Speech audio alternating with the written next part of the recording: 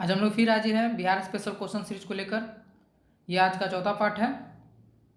आज इससे पहले 3 पार्ट बन चुका है, आप जाके हमारे प्लेलिस्ट में तीनों पार्ट देख सकते हैं। यह question series Bihar SI, BPSC, Bihar SSC, NTPC में काफ़ी उपयोगी साबित होगा, क्योंकि यह उन सभी एग्जामों को पैटर्न को ध्यान में रखकर बनाया गया है। इसलिए आप लोग इस क्वेश्चन सीरीज को फॉलो करें। आज का पहला क्वेश्चन है, बिक्री कर उदाहरण है निगमित कर का, प्रत्यक्ष कर का, अप्रत्यक्ष कर का या कल्याण कर का। तो इसका सही उत्तर होगा ऑप्शन नंबर सी, अप्रत्यक्ष कर का।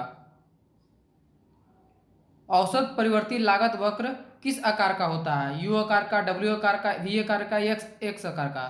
तो औसत परिवर्ती लागत कर आपको यू आकार का होता है। औसत परिवर्ती लागत वक्र आपका यू आकार का होता है।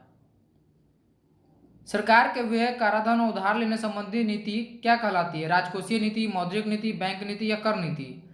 तो आपका यह कहलाता है आपको राजकोषीय नीति, ऑप्शन नंबर ए। सलाल परियोजना किस नदी पर आधारित है? झेलम, चिनाब, रावी या व्यास। तो सलाल परियोजना आपको चिनाब नदी पर आधारित है। यह आपको यह एक टाइप का जल विद्युत परियोजना है। यह जम्मू एंड कश्मीर के उधमपुर जिले में व्यवस्थित है। इस योजना की परिकल्पना आपको 1920 ईस्वी में ही कर लिया गया था, पर इसको बनाने में काफ़ी समय लग गया था। निम्नलिखित प्रस्तावों में से किसका संदर्भित संबंध संघीय बजट से है? निंदा प्रस्ताव, ध्यान आकर्षण प्रस्ताव, कटौती प्रस्ताव या स्थगन प्रस्ताव। तो इसका सही उत्तर होगा ऑप्शन नंबर सी, कटौती प्रस्ताव। भारत के किस राज्य में सर्वप्रथम महिला मुख्यमंत्री हुई थी? उत्तर प्रदेश, बिहार, तमिलनाडु या दिल्ली। तो भारत के सर्वप्रथम महिला मुख्यमंत्री आपको option number A, Uttar Pradesh राज्य की हुई थी। यह इनका नाम था आपको सुचेता कृपलानी। यह उत्तर प्रदेश की चौथे सीएम थी, जो 1963 से 1967 ईस्वी तक कार्यरत थी। और प्रथम महिला राज्यपाल आपको सरोजिनी नायडू थी। इसलिए आप दोनों याद रख लिया, कभी कभी इनका नाम भी पूछ लेता है कि उनका क्या नाम था। तो सुचेता कृपलानी उनका नाम था, जो उत्तर प्रदेश में बनी थी। कर्क रेखा तथा मकर रेखा के बीच का क्षेत्र क्या कहलाता है? शीतोष्ण कटिबंध, शीत कटिबंध, उष्ण कटिबंध या इनमें से कोई नहीं। तो यह आपको कहलाता है ऑप्शन नंबर सी, उष्ण कटिबंध। यह आपको 23.5 डिग्री उत्तरी अक्षांश से लेकर 23.5 डिग्री दक्षिणी अक्षांश तक फैला हुआ है। और कर्क रेखा भारत को 2 भागों में विभक्त करती है। यह क्वेश्चन भी पूछता है कि कौन सी रेखा भारत को 2 भागों में बांटती है? तो कर्क रेखा बांटती है। यह भारत के 8 राज्यों से होकर गुजरता है। इस पर भी क्वेश्चन आता है कि भारत के कितने राज्यों को कर्क रेखा होकर गुजरती है? तो ये 8 राज्यों से होकर गुजरती है। सूर्य की रोशनी को पृथ्वी तक पहुंचने में कितना समय लगता है? 10 minute 3.3 second, 6 minute 5.5 second, 8 minute 16.6 second, 9 minute 8.8 second. तो इसका सही उत्तर होगा option number C, 8 minute 16.6 second.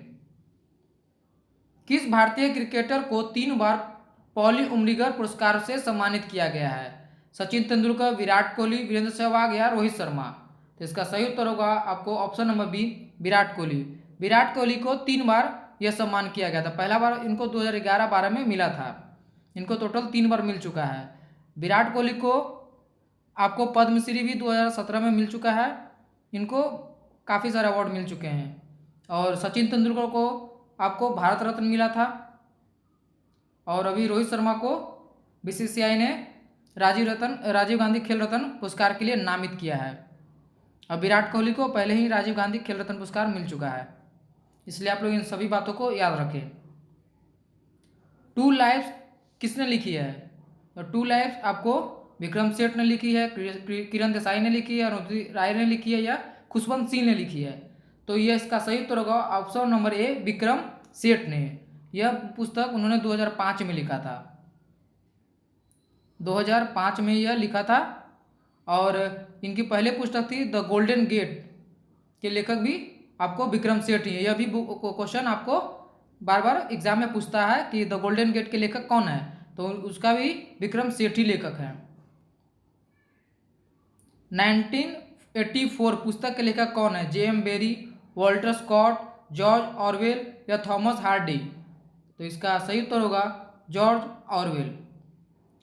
George Orwell ने यह पुस्तक लिखी थी और इसका पब्लिश हुआ था आपको 1949 में यह पुस्तक पब्लिश हुआ था।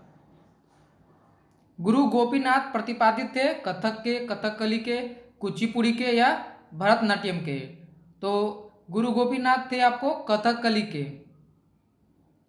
कथकली केरल में होता है और केरल के अभी आपको मुख्यमंत्री हैं पिनरई विजयन और वहाँ के आपको गवर्नर अभी है आरिफ मोहम्मद खान। यक्षगान लोक नृत्य का संबंध किस भारतीय राज्य से है? केरल से, कर्नाटक से, तमिलनाडु से या आंध्र प्रदेश से? तो यह आपको कर्नाटक राज्य से संबंधित है यक्षगान।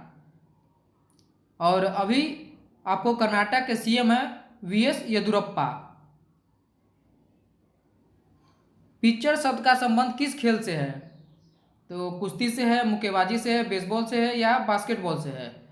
तो पिचर शब्द का संबंध आपको बेसबॉल से है। अब कभी कभी ये भी पूछ लेता है कि बेसबॉल कहाँ का राष्ट्रीय खेल है? तो बेसबॉल आपका संयुक्त राज्य अमेरिका का राष्ट्रीय खेल है। सुभाष चंद्र बोस ने अंतरिम सरकार का स्थापना कब किया था? 1941 में, 1943 में, 1942 में या 1939 में? तो सुभाष चंद्र बोस जी ने अंतरिम सरकार का स्थापना आपको 1943 में किया था और यह आपको सिंगापुर में किए थे ये अंतरिम सरकार का गठन। अशोक ने कलिंग युद्ध के विषय में किस अभिलेख से जानकारी मिलती है? कालसी, गिरनार, धौली या 13वें शिलालेख से? तो ये आपका इसका सही उत्तर होगा ऑप्शन नंबर डी, 13वें शिलालेख से। और इस युद्ध के बाद उन्होंने बौद्ध धर्म की ओर आकर्षित हुए थे तो इसका उनको दीक्षा दिया था आपको उपगुप्त नामक बौद्ध भिक्षु ने आपको इनको यह दीक्षा दी थी बौद्ध धर्म का। यह भी क्वेश्चन पूछ लेता है कि अशोक को बौद्ध धर्म का ज्ञान किसने दिया था? तो उनका नाम था उपगुप्त ने। किस राज्य के खोला चिल्ली को जीआई टैग प्रदान किया गया है? महाराष्ट्र, असम, गोवा या मणिपुर? तो इसका सही उत्तर होगा ऑप्शन नंबर सी, गोवा। यह गोवा का पहला प्रोडक्ट है जिसको जीआई टैग प्रदान किया गया है। तो गोवा का भी सीएम कौन है? तो वहाँ का भी सीएम आपको प्रमोद सावंत। बिहार के किस जिला के इंजीनियरिंग कॉलेज का ऐप उमंग पर 1 करोड़ पुस्तक को एक्सेस किया जा सकता है? Muzaffarnagar engineering college, Bhagalpur engineering college, Patna engineering college या चंडी इंजीनियरिंग कॉलेज? तो इसका सही उत्तर होगा option number B, Bhagalpur engineering college. Bharat के पहली हाइपरलूप पोर्ट प्रतियोगिता का आयोजन कहाँ किया गया जाएगा? IIT Madras, IIT Bombay, IIM Ahmedabad, IIM Kolkata? तो इसका सही उत्तर होगा option number A, IIT Madras में।